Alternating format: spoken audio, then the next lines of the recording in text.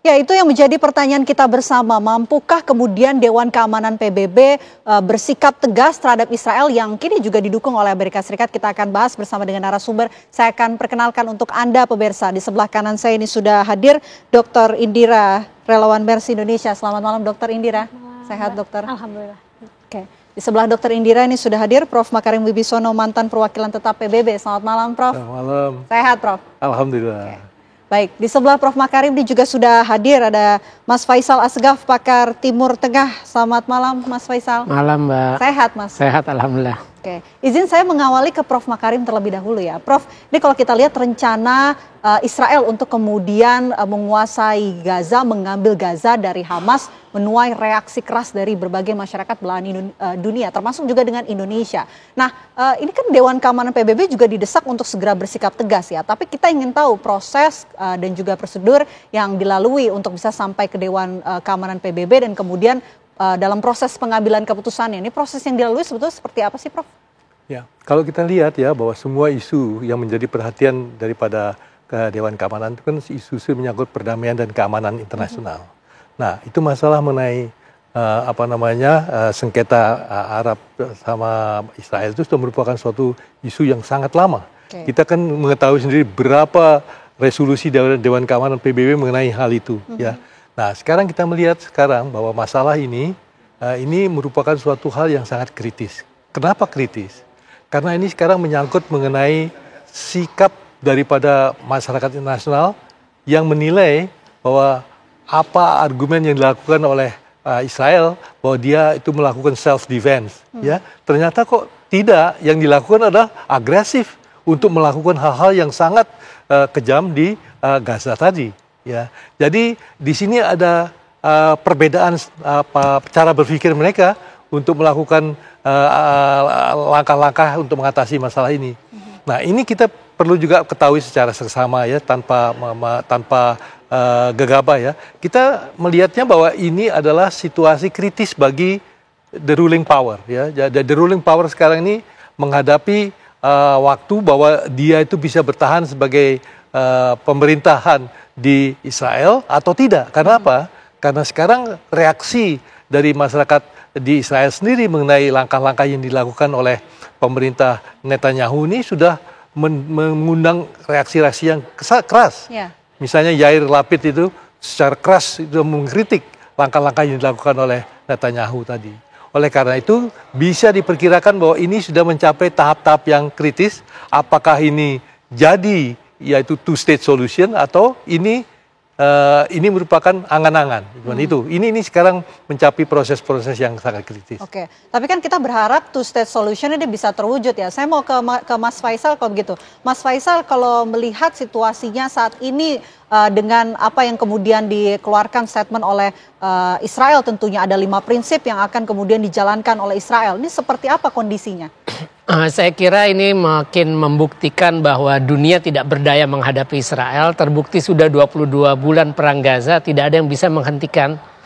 Terus juga semuanya sudah dikalkulasi oleh pemerintah Netanyahu bahwa ya negara-negara Arab, Muslim maupun negara lain yang pro Palestina itu hanya bisa mengecam, hanya bisa berkumpul melalui sidang darurat di berbagai organisasi regional maupun multilateral termasuk PBB, dan isinya cuma hanya kecaman.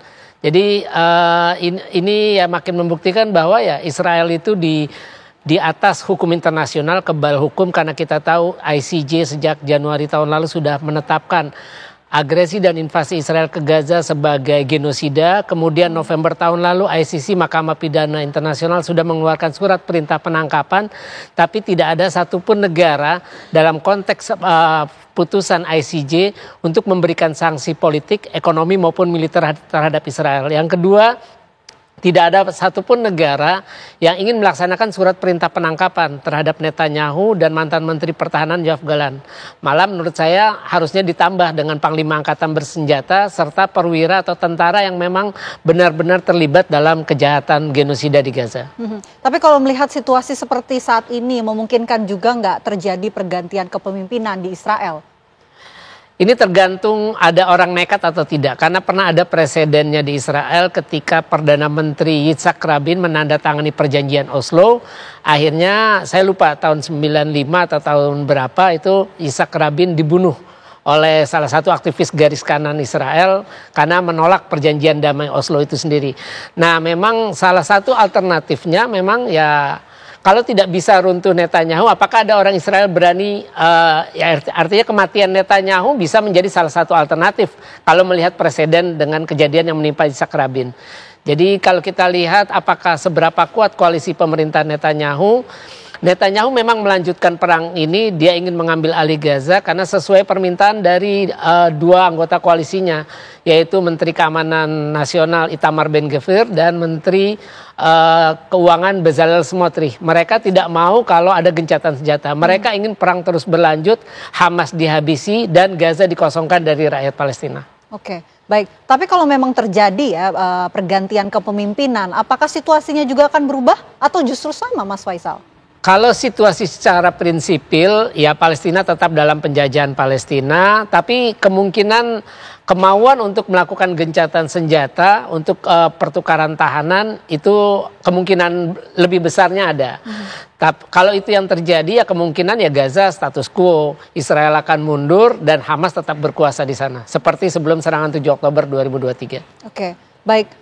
Apalagi situasi saat ini di Gaza, informasi terakhir yang sudah kita dengarkan ya beberapa waktu bahwa di Gaza, Palestina sedang terjadi krisis kelaparan yang begitu besar. Tapi kami ingin dengar ceritanya mungkin dari Mbak Indira, Dokter Indira.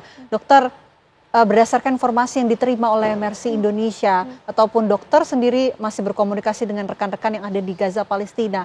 Kondisinya seperti apa sih dok di sana? Ya, jadi kalau kondisi yang sekarang masih terjadi statusnya kelaparan ya. Kalau misalkan truk sehari itu targetnya kan sebenarnya 600 sehari.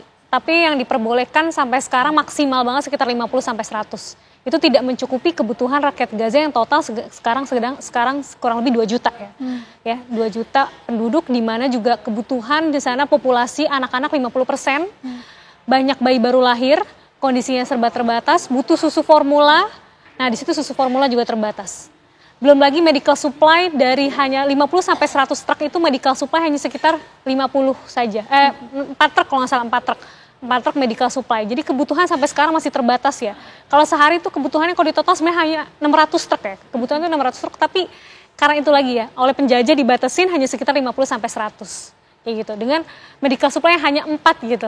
4 truk yang isinya mungkin terbatas. Karena kita tahu ya teman-teman saya sampai sekarang masih suka cerita ke saya. Indira, saya baru saja melakukan operasi tanpa pembiusan. Indira, saya baru saja melahirkan tanpa pembiusan dan sebagainya. Jadi udah biasa mendengar rakyat Gaza itu dilakukan operasi atau persalinan dalam kondisi mereka berteriak-teriak saking kesakitannya.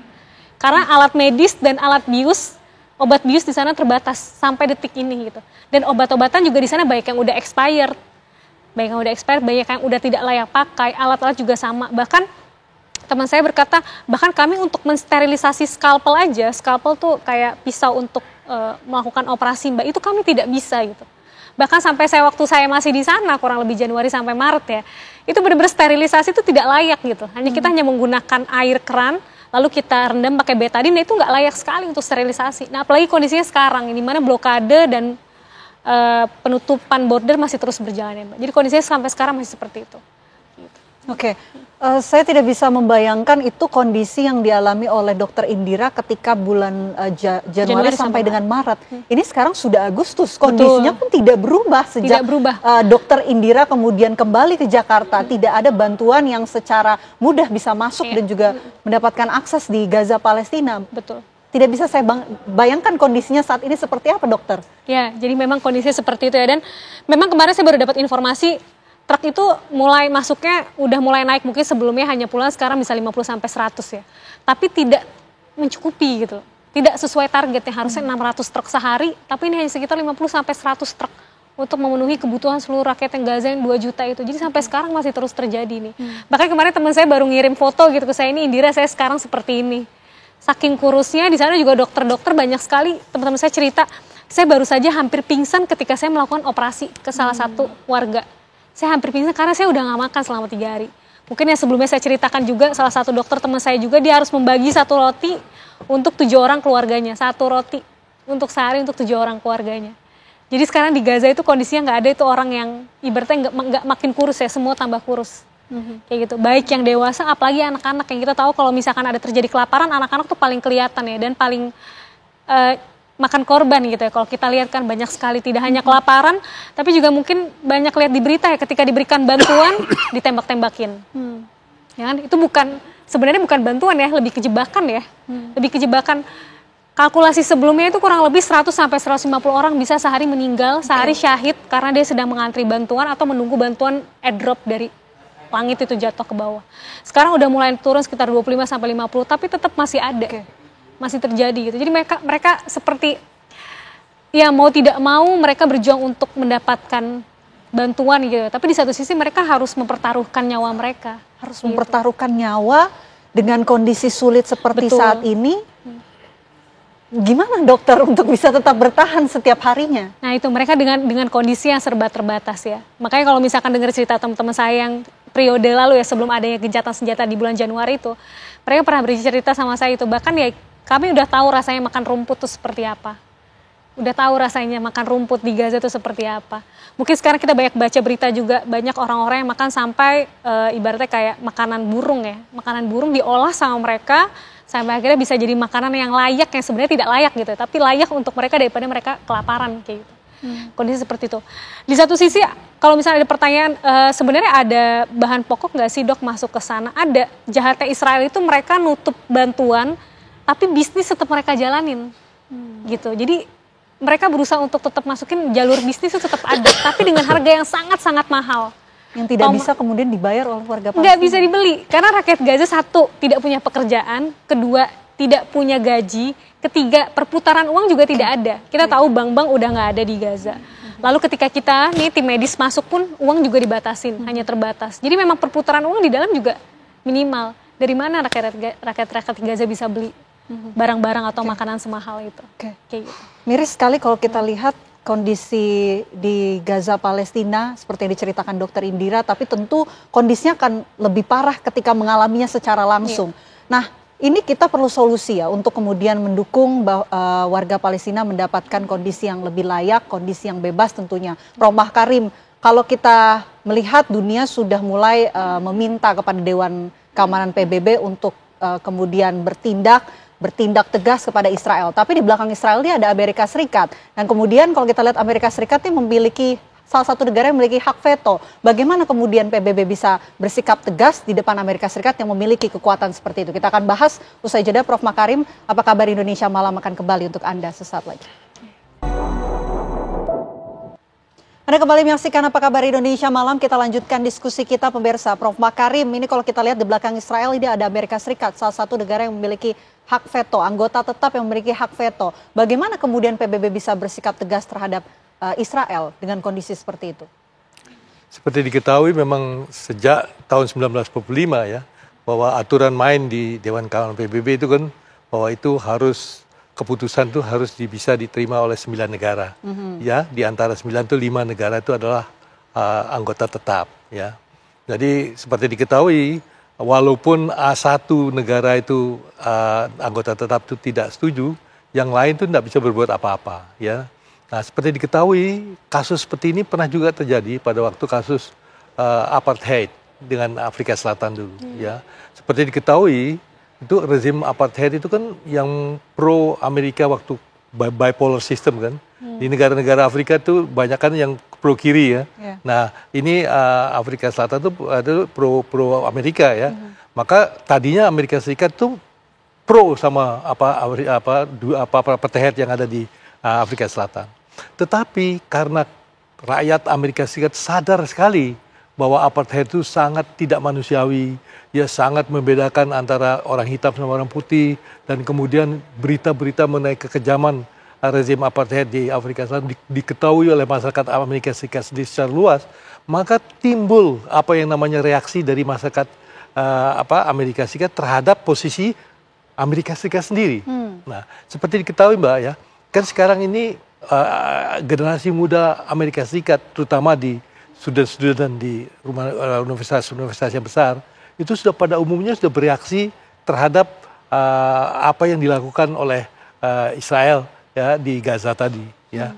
Nah, oleh karena itu kalau gerakan-gerakan ini sampai semakin besar ya, ini akan bisa membuat suatu keadaan pergeseran posisi yang dilakukan oleh pemerintah. Karena pemerintah itu kan sangat bergantung pada apa yang dikehendaki oleh masyarakatnya ya. Tapi jangan lupa ya bahwa yang namanya lobby Yahudi di Amerika Serikat itu kan luar biasa kuasa. Baik di perbankan, di media massa, maupun di pendidikan itu luar biasa ya. Oleh karena itu, sekarang sendiri di Amerika Serikat itu ada usaha-usaha untuk menekan gerakan-gerakan muda ini ke pojok sekali ya. Sehingga mereka mulai mendapat perasaan bahwa pemerintahnya itu membatasi gerakan-gerakan pemuda ini yang pro terhadap apa yang dilakukan oleh rakyat Palestina di Palestina tadi. Ya. Kalau kita lihat maka gerakan itu sekarang muncul tidak hanya di Amerika tapi di Eropa. Ya, di Eropa sekarang sudah mulai Australia sudah menyatakan bahwa dia akan mendukung negara Palestina segala macam. Jadi ini semua diharapkan akan membuka mata hati daripada ya anggota-anggota Kongres ya bahwa memberi tekanan diplomatik diplomatik ya. Karena tanpa ada tekanan diplomatik di dalam Amerika Serikat sendiri, itu konstitusi ataupun charter dari Perserikatan Bangsa tidak memungkinkan ada keputusan dari Dewan Keamanan PBB. Baik, Mas Faisal, kami ingin tahu kondisi ekonomi di Gaza. Sepengetahuan Mas Faisal, berdasarkan informasi yang didapatkan juga sebetulnya seperti apa kondisinya, Mas? Ya kondisinya jelas ya pasti terpuruk. Secara umum terpuruk karena kita tahu ada kelaparan, terus juga harga barang mahal. Ketika saya di Gaza Oktober 2012, itu artinya 5 tahun setelah penerapan blokade, sejak pertengahan Juni 2007, itu harga satu coklat saja, Silver Queen itu sekitar 11 shekel. 11 shekel waktu saya 2012, apalagi yang sekarang. Cuma ke 2 hari terakhir ini saya dapat cerita menarik. Memang saya search juga. Jadi ada kondisi-kondisi yang memang belum pernah ditunjukkan kepada dunia, yaitu masih ada bisnis yang sebenarnya berjalan di Gaza. Bisnis restoran, terus kafe, terus penjual perhiasan. Saya mau wawancarai pemilik kafe namanya Atar Cafe di kota Gaza, itu pemiliknya namanya Muhammad Sahbana. Wawancara masih berlangsung karena memang mungkin sinyal yang kurang atau lampu padam, dia nggak bisa jawab cepat. Itu dia bilang perbankan tutup, jadi sekarang orang itu harus berbelanja. Dia itu udah 3 bulan rugi $5.000 bisnisnya, dan dia cuma tiap hari itu hanya kedatangan 7 pengunjung, 7 customer. Nah, pertanyaan saya yang belum dijawab sama dia adalah, berarti yang datang ini orang punya duit dong, masih bisa belanja di kafe di saat mayoritas warga Gaza perang ini mereka kelaparan. Nah, itu yang belum dijawab sampai sekarang. Cuma yang menarik itu tadi, kalau mau belanja harus pakai uang tunai tapi komisinya 50%. 50%. Jadi kalau keluar kita kasih $100 mau tukar uang tunai itu ya kita dapatnya hanya $50. Nah, ada satu penjual perhiasan di kota Gaza juga namanya Abu Muaz Jewelry. Itu dia nggak mau menjawab setelah saya ngaku saya wartawan. Tadinya awalnya dia welcome, kan pakai bahasa Arab wawancaranya. Apa yang bisa kami bantu? Tadinya saya mau ngaku bahwa saya butuh perhiasan untuk hari pernikahan. Cuma saya akhirnya mengaku sebagai wartawan, habis itu nggak ada tanggapan. Artinya ada 2 sisi yang memang bertolak belakang. Sebagian besar rakyat Gaza kelaparan, kesusahan, menderita, tapi ternyata bisnis juga tetap berlangsung. Artinya bisnis ini bisa berlangsung karena ada izin Israel. Nggak mungkin mereka bisa menjalankan bisnis tanpa ada izin dari Israel. Itu. Jadi artinya akses untuk bisnis itu tetap berjalan sampai saat ini? Tetap berjalan. Tapi tentu harganya beda karena ya itu tadi mereka juga pasti membeli dengan harga yang jauh lebih mahal. Makanya jualnya pun ya tentu saja kepada orang-orang yang masih mampu. Seperti itu. Di tengah distribusi makanan yang sulit sekali untuk masuk ke daerah Gaza, tapi bisnis tetap berjalan. Nah, ini justru tanda tanya ya Mas Faisal. Ya ini juga jadi pertanyaan, ketika pasukan Israel yang stay di Gaza bisa tetap dapat makan lewat jalur darat, bukan jalur udara ya, bagi rakyat Palestina yang menurut saya penghinaan. Ketika ya maaf seperti binatang dilempari makanan mereka berebut lari ya buat saya ya menjatuhkan bantuan kemanusiaan lewat pesawat itu sebuah penghinaan bagi kemanusiaan. Orang kelaparan berlari mengejar sesuatu yang jatuh dari atas seperti orang melempar makanan ya semua berebut itu kan buat saya penghinaan bagi kemanusiaan. Selain itu juga yang ini juga menjadi pertanyaan kenapa bisnis diizinkan terus juga pasukan yang Badan Kemanusiaan Gaza Humanitarian Foundation itu juga masih bisa makan. Berarti kan ada pasokan lewat darat itu. Harusnya ya pasokan itu juga bisa diterima oleh warga Palestina yang memang sangat membutuhkan. Mayoritas warga Palestina memang sangat membutuhkan itu. Oke. Mbak Indira, kalau dari pengalaman Mbak Indira tentunya ketika Mbak Indira, relawan Mercy ataupun relawan-relawan lainnya berusaha untuk mendapatkan makanan, itu bagaimana kondisinya pada saat itu? Ya, kalau makanan jelas harganya tadi yang sudah disebutin ya Mbak sama Mas Faisal, harganya mahal banget. Waktu zaman saya di sana itu sampai tomat itu 1 kilo tuh hampir 400.000 rupiah kalau dirupiahin ya. Mercy juga baru saja membagikan bantuan 1.000 bahan pokok ke pegawai-pegawai Rumah Sakit Indonesia yang hampir 6 bulan ya, 6 bulan lebih udah tidak digaji, tidak mendapatkan gaji, tapi mereka masih bekerja di rumah sakit yang ada di Gaza. Itu Masya Allahnya orang-orang Gaza tuh ya, di tengah mereka kelaparan, gak dapat uang, tapi masih bantuin warga-warga di sana gitu. Dan disitulah kita tergerak untuk amanahnya Dr. Marwan juga. Dr. Marwan selalu bilang ke kita, kalau saya nggak ada, tolong pegawai RSI dibantu. Mercy tolong bantu pegawai-pegawai Rumah Sakit Indonesia yang kesulitan. Itu amanah beliau yang akhirnya kemarin kita tunaikan. Jadi dengan kondisi keterbatasan dan harga yang sangat mahal, tadi benar yang disampaikan Mas Faisal, jalur bisnis masih dibuka, kita mencoba membagikan 1.000 bahan pokok ya, 1.000 paket bahan pokok ke pegawai-pegawai RSI yang mungkin sudah berhari-hari mereka tidak makan padahal mereka masih bekerja di rumah sakit. Satu paketnya itu hanya berisi 3 kg beras atau tepung saya agak lupa, dan lentil, kacang lentil yang biasa dipakai untuk sup. Itu satu paketnya hampir 2 juta. Oh, 2 juta Mbak? Ya, itulah makanya kita tetap ibaratnya kayak mencoba untuk memberikan bantuan di tengah kondisi seperti ini. Makanya kami Mercy bersyukur sekali karena sampai sekarang masih banyak warga Indonesia yang mempercayakan kepada kami gitu ya, memberikan donasi. Karena memang kami berusaha untuk menyampaikan amanah itu secara benar gitu loh, walaupun harganya sangat mahal. Sampai presidium saya, Dr. Habib pernah ngomong ke saya waktu kami masih di sana, berapapun harganya ketika rakyat Gaza kita butuhkan, kita harus beli. Berapapun harga yang harus dibayar, berapapun rupiah yang harus kita keluarkan. Karena ketika mereka tidak bisa beli, di saat itulah mereka benar-benar membutuhkan. Nah di titik benar-benar sekarang mereka kelaparan, disitulah Mercy berupaya untuk ayo kita beli. Even kita mungkin di sini 3 kg beras tambah 1 kg kacang berapa sih? Mungkin gak nyampe 200.000 ya. Di sana kita hampir 2 juta satu paket. Kita berusaha beli walaupun kita mungkin mengeluarkan banyak donasi miliaran. Tapi itulah uang-uang rakyat Indonesia yang kami coba salurkan untuk membantu saudara-saudara kita di sana yang sampai sekarang masih kelaparan. Kayak gitu. Oke. Kita di sini saja melihatnya menangis, Mbak. Bagaimana ketika Mbak di sana dan respon dari warga Gaza dengan bantuan yang diberikan kepada mereka? Ya, jadi aduh saya nangis. Karena ingat jadinya, karena emang sampai ada orang Gaza tuh yang pernah bilang gini ke kita Mbak, staf lokal kita, dokter, orang Indonesia dan orang Palestina itu kayak gini dok, kalian jauh beda 8.000 kilometer sama kita, tapi kalian tuh sedekat ini. Jadi kalau kita ke sana Mbak, itu mereka sangat welcome banget. Sampai Dr. Marwan, saya sampai sekarang masih ingat beliau ya, dia selalu bilang, tim Mercy, kalian mau melakukan apa saja di rumah sakit kalian, ini rumah sakit kalian yang bangun, terserah kalian mau melakukan apa saja, kalian mau bangun apa, kalian mau buka layanan apa, terserah kalian, karena kami tahu di sini niat kalian baik.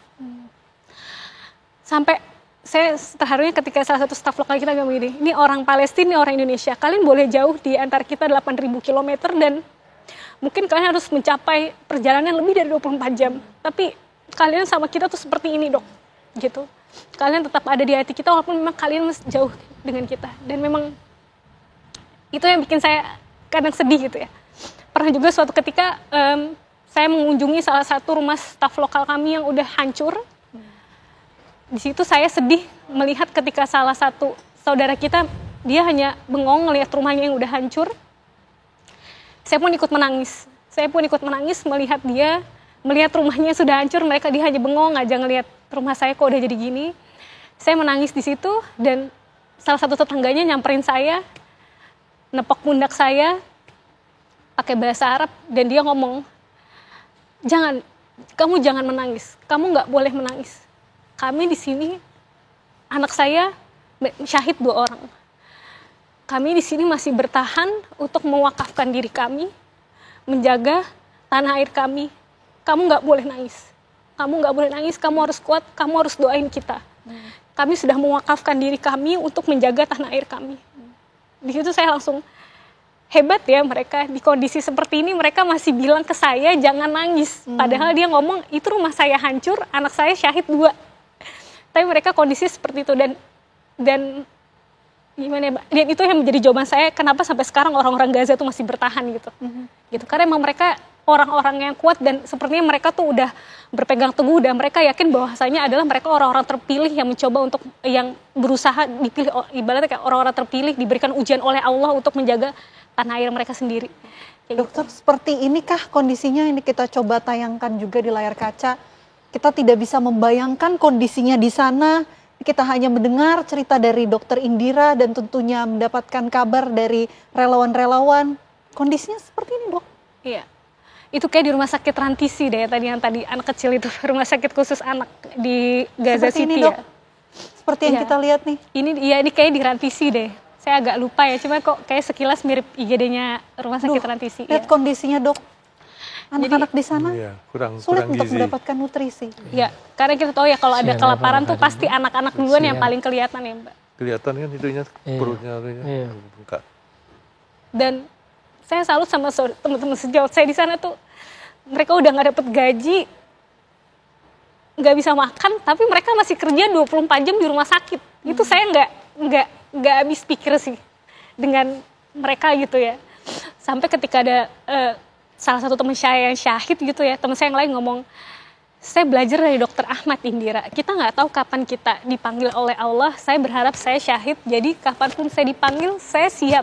Jadi saya berusaha untuk 24 jam saya membantu warga Gaza, walaupun saya dalam kondisi kelaparan di rumah sakit. Tapi saya yakin ketika kapanpun itu saya syahid, saya siap karena saya dalam kondisi yang terbaik. Kayak gitu. Jadi sekarang mereka kondisi gitu, nggak dapat gaji, nggak dapat uang, nggak ada makanan, tapi masih bekerja di rumah sakit itu. Masya Allah, ini apresiasi khusus untuk rekan-rekan saya, saudara-saudara saya di sana, tenaga medis yang masih bertahan di sana ya, gitu. Dan tidak mencoba bahkan untuk keluar gitu, Mbak. Mencoba untuk keluar, tapi masih bertahan, dan dalam hati mereka kayak, kalau bukan saya yang membantu orang-orang saya, siapa lagi? Gitu. Jadi mereka masih bertahan sampai sekarang. Kayak gitu.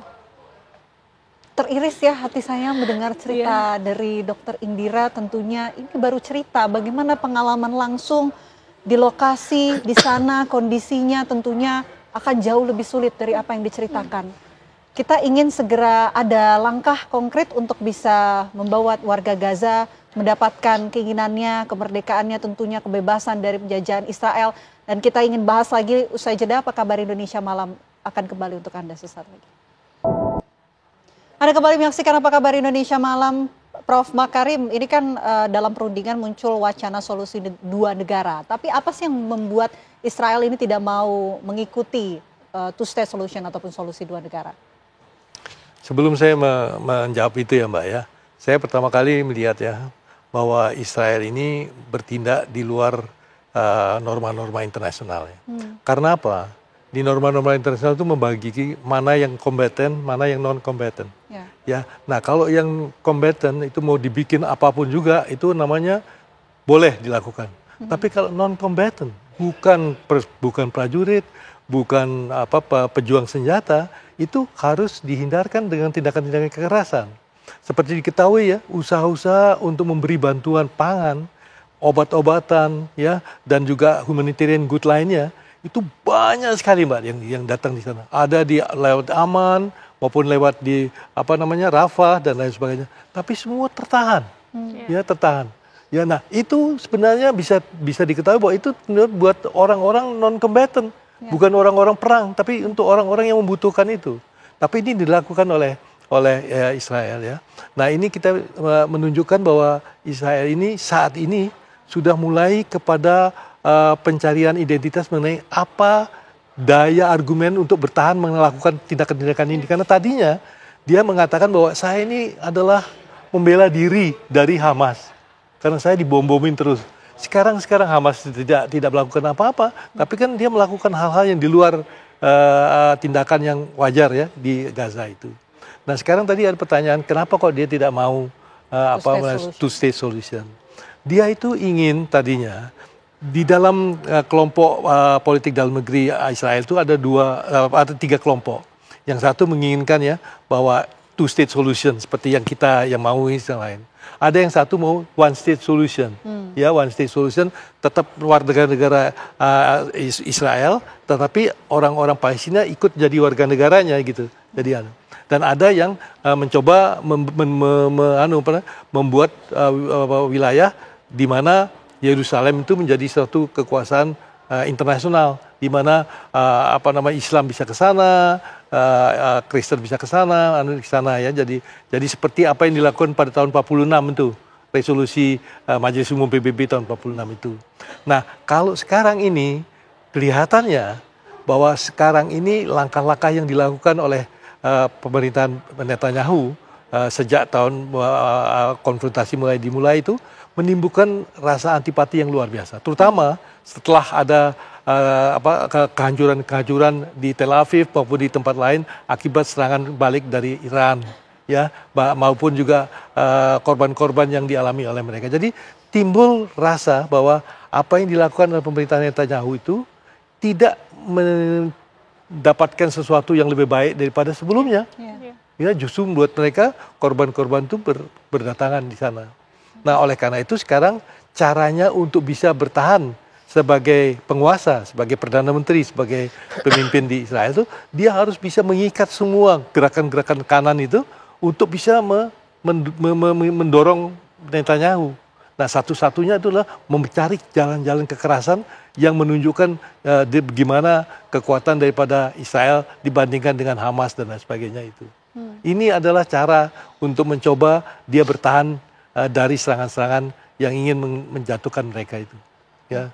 Baik, saya mau ke Mas Faisal. Mas Faisal, ini kan di Gaza sendiri ada faksi-faksi yang juga dukung Israel. Tujuannya itu untuk apa sih? Dukung berarti itu seperti gengnya Yasir Abu Sabab ya, yang merampok bantuan kemanusiaan.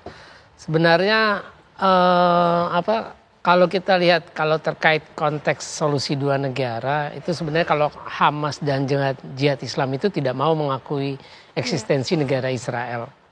Itu sampai kapanpun. Karena terakhir ketika ada deklarasi New York, itu Indonesia termasuk, saya sangat menyayangkan itu, bahwa meminta Hamas menyerah, melucuti senjata, itu artinya mengikuti kemauan Israel. Karena Israel dari awal perang itu memang ingin Hamas menyerah, melucuti senjata. Nah, itu beberapa pemimpin Hamas yang saya kenal seperti di Lebanon Usama Hamdan, terus kepala perwakilan Hamas di Iran Khalid Kadumi itu memasang status ucapannya mendiang pemimpin Hamas Ismail Haniyeh pada tahun 2024. Kami tidak akan pernah mengakui eksistensi Israel. Jadi itu sulit. Jadi memang sulit di situ. Nah, memang ada kelompok-kelompok informan itu banyak di Israel. Jadi pengalaman saya 2012 itu satu informan bisa digaji $1.000. Makanya selama perang Gaza ada beberapa informan yang itu. Pengalaman saya pribadi ketika saya mau ke rumah salah satu pendiri Hamas, itu Mahmud Zahar, rumahnya di Tal Al-Hawa. Itu sopir taksi yang saya naikin, itu pun dia nggak tahu di mana rumah itu. Jadi saya harus komunikasi langsung dengan Mahmud Zahar. Mahmud Zahar yang memandu sopir taksinya, tapi tidak langsung ke titik rumahnya. Ada titik di tengah jalan, saya harus turun. Nah, disitulah saya baru melanjutkan perjalanan sendiri. Jadi memang banyak informan ya, karena hidup susah kan. Banyak orang yang mau demi uang $1.000. Bahkan ada kasus di dalam Hamas sendiri. Itu 2 anak pendiri Hamas di tepi barat, Syekh Hasan Yusuf, namanya Mus'ab Hasan Yusuf, itu menjadi mata-matanya Israel selama 10 tahun. Jadi dia memang tadinya dikaderisasi oleh ayahnya Syekh Hasan Yusuf yang udah bolak-balik di penjara Israel. Dia salah satu pendiri Hamas untuk di tepi barat. Itu namanya Mus'ab.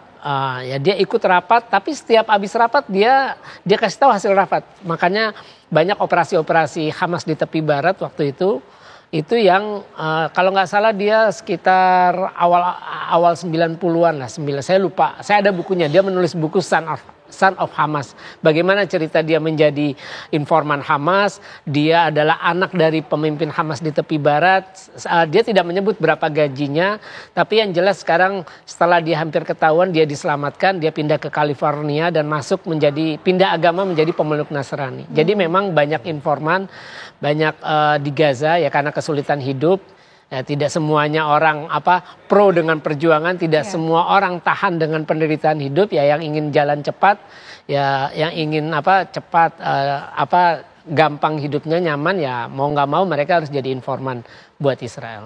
Itulah faksi-faksi yang mendukung Israel itu ya. Iya, itu biasanya lebih informan, kecuali milisi gang Yasser Abu Shabab tadi yang di Rafah itu yang merampok truk-truk bantuan kemanusiaan. Oke. Mbak Indira, dari pengalaman Mbak Indira dan juga teman-teman relawan, tanggapan tentang Hamas itu menurut warga Gaza, warga Palestina ini seperti apa? Apalagi kalau kita lihat tanggapan Hamas terutama dengan kemerdekaan Palestina. Ya, jadi kalau Hamas di Gaza ya, sependek pengetahuan saya dan sepengalaman saya di sana, memang itu sebenarnya partai yang diakui oleh warga Palestina sebenarnya, warga Gaza khususnya. Dan berapa kali saya lihat benderanya itu terpasang di beberapa titik di Gaza, itu ada bendera terpasang. Dan kalau ditanya, saya berkali-kali ditanya, ketemu nggak sama Hamas, ketemu nggak terowongannya? Saya bilang, saya nggak tahu. Saya nggak, karena saya fokus juga medis ya, kita fokus menolong warga Gaza yang menjadi korban perang. Jadi kalau ditanya kayak gitu, kita nggak paham tuh di mana Hamas, di mana terowongan segala macam gitu. Tapi yang pasti waktu sempet ya kita difitnah ya, RS itu difitnah jadi markas. Yang sampai sekarang nggak terbukti. Ya. Dibilang lagi ada terowongan. Yang sampai sekarang pun saya juga ya, Mbak. Betul, ya? Itu yang menjadikan Israel sebagai alasan ya. Israel menjadikan itu sebuah alasan untuk menyerang rumah sakit Indonesia. Tapi kita ke sana, saya sampai ke basement ya, sampai saya ke bawah-bawahnya. Saya melihat sendiri apa yang mereka lakukan di rumah sakit kita yang kita bangun dari recehan-recehan kita. Itu rasanya kita kesel banget sih. Mana yang kalian bilang itu terowongan tuh mana gitu. Mana yang kalian bilang markas tuh mana. Nggak ada kayak gitu. Nggak ada sama sekali di sana. Gitu.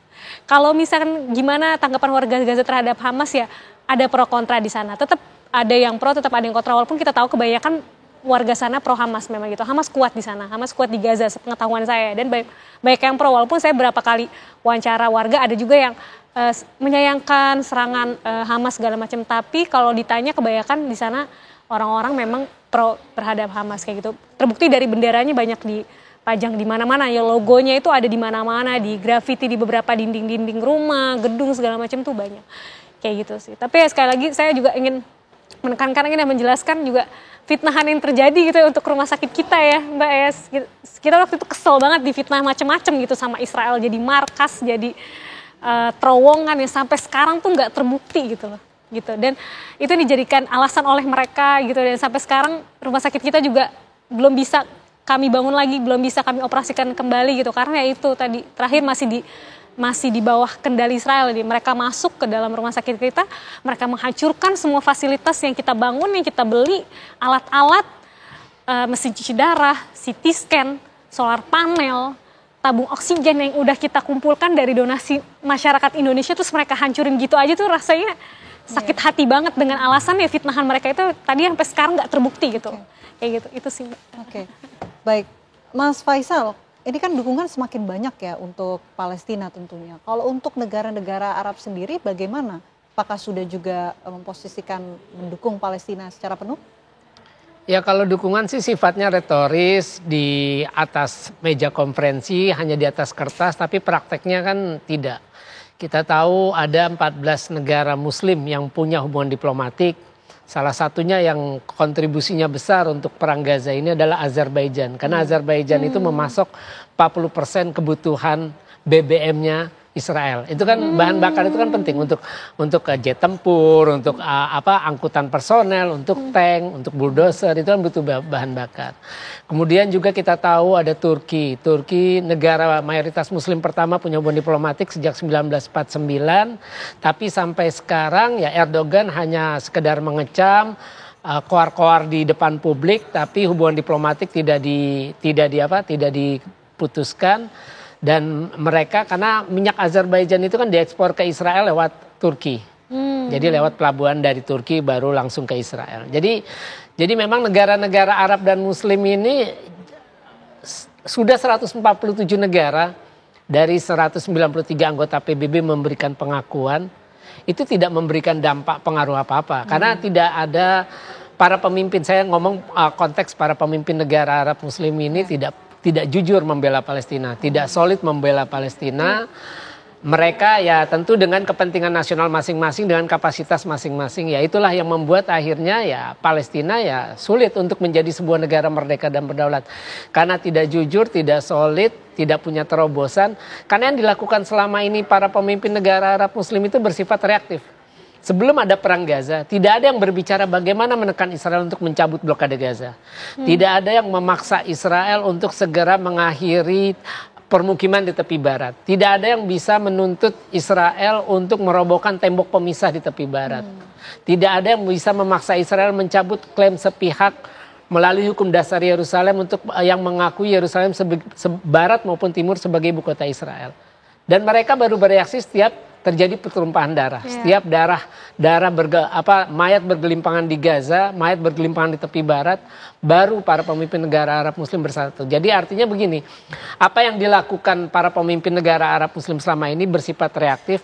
Mereka hanya mengikuti kalau musik itu gendang dan irama yang dimainkan Israel, baru mereka tanda kutip menyanyi atau menari. Kalau tidak ada itu ya tidak ada yang mereka lakukan. Faktualnya apa? Tidak ada langkah konkret yang dilakukan begitu ya? Faktualnya harusnya tekanan nyata itu tadi saya bilang. Sanksi politik yang punya hubungan diplomatik harus putuskan hubungan diplomatik. Terus juga mulai mengusir Israel dari keanggotaan organisasi regional maupun multilateral. Itu tekanan politik. Artinya Israel diisolasi secara diplomasi internasional. Sanksi ekonomi, putuskan hubungan dagang, kerjasama ekonomi, terus melarang semua pesawat Israel, maskapai atau kapal Israel berlabuh di pelabuhan masing-masing negara ataupun bandara masing-masing negara. Artinya diblokade udaranya, udara dan laut. Terus juga sanksi militer. Sanksi militer ya harus menerapkan embargo. Terus kemudian melaksanakan surat perintah penangkapan. Tidak cukup Netanyahu tadi saya bilang. Ada atau mantan Menteri Pertahanan. Ada Panglima Angkatan Persenjatanya Letnan Jenderal Eyal Zamir.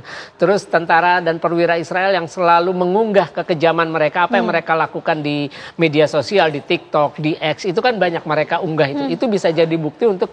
Jadi jangan lagi dilihat apakah negara itu menandatangani Statuta Roma untuk ICC. Tapi ini kan ada prinsip HAM universal yang diadopsi oleh PBB. Harusnya itu yang menjadi dasar ketika HAM yang diakui universal dilanggar, diinjak-injak selama ini oleh Israel. Ya kewajiban semua negara, siapapun itu, apa dia penandatangan ICC atau tidak. Untuk memburu, ya kita tahu kemarin itu ada tentara Israel yang berlibur di Bali. Bahkan ada 2 mantan tentara Israel yang menjalankan bisnis villa di Bali, Sahargonen dengan Adi Hasamonai. Itu kan sebuah ironi gitu. Ketika kita ini ternyata orang Israel bisa masuk walaupun terlepas mereka pakai masuk dengan paspor negara lain karena mereka be citizen. Artinya early warning kita, sistem pengawasan kita, pemantauan kita terhadap warga Israel terutama yang tentara atau bekas tentara itu sangat lemah. Baik, tentu kita pantau terus rencana Israel ini dan tentunya kita awasi bersama ya, dan juga kita lihat bagaimana respon dari dunia menanggapi isu ataupun rencana yang dilakukan Israel. Terima kasih atas waktunya Dr. Indira, terima kasih Prof. Makarim, terima kasih Mas Faisal sudah hadir di Apa Kabar Indonesia Malam. Kita berdoa yang terbaik untuk rekan-rekan ataupun saudara-saudara kita di Gaza, Palestina.